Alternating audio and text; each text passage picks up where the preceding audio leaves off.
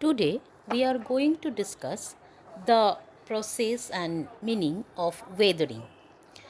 What is weathering? The process of disintegration and decomposition of rocks in situ is generally called weathering. In situ means in the same place. It means weathering is a static process. Weathering is essentially the breakdown of rocks due to chemical and mechanical processes at their places. It is obvious that the weathering involves the processes like physical or mechanical changes, chemical changes or decompositions, and the biotic changes. So, if we compare the physical, chemical, and biological changes of weathering, it will be like the physical weathering. This type of weathering leads to the breakdown of rock masses into big blocks and boulders, pebbles, sand, and silts. The physical weathering causes due to the temperature variations. Frost actions in cooler places, wind actions, especially in the desert area where there is no obstructions, and the unloading of pressures, etc., are the main causes. The types of physical weatherings are block disintegration, granular disintegration, shattering, exfoliation, etc. The second category, the chemical weathering, which means the decomposition of rocks due to chemical reactions, is called the chemical weathering.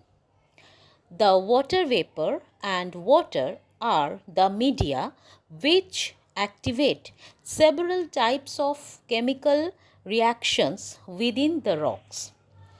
The types of chemical weathering are oxidation, hydration, chelation, and hydrolysis.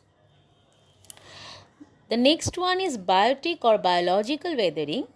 In biological weathering, plants and animals largely control breakdown of rocks, which is known as biotic weathering. The biotic communities always indulge in destructive work. The burrowing animals definitely helps in the transfer of soil.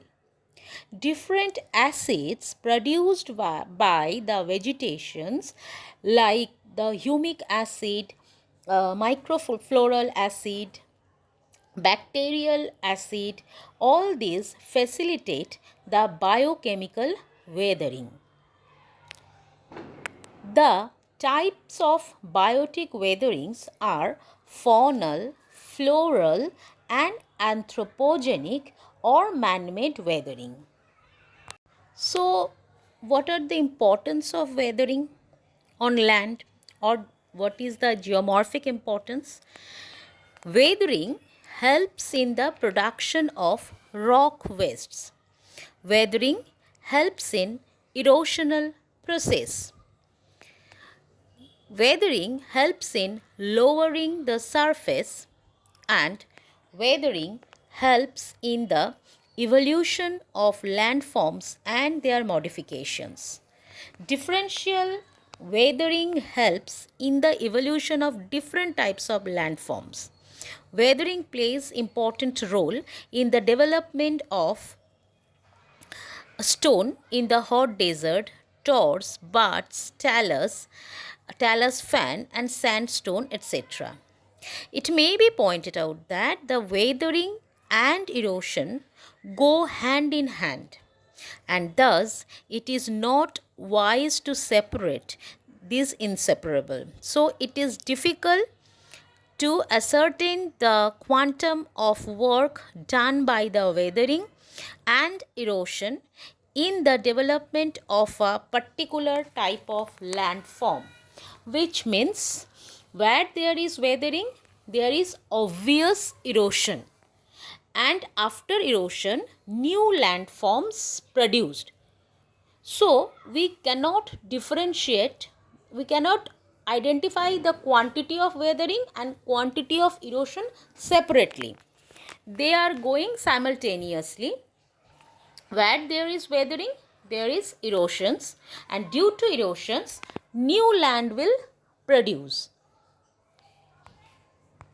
What comes next is mass movement. After the erosion, the all weathered material, the all erosional material will transfer by the different natural agents from higher land to the lower lands. This process is known as mass movement.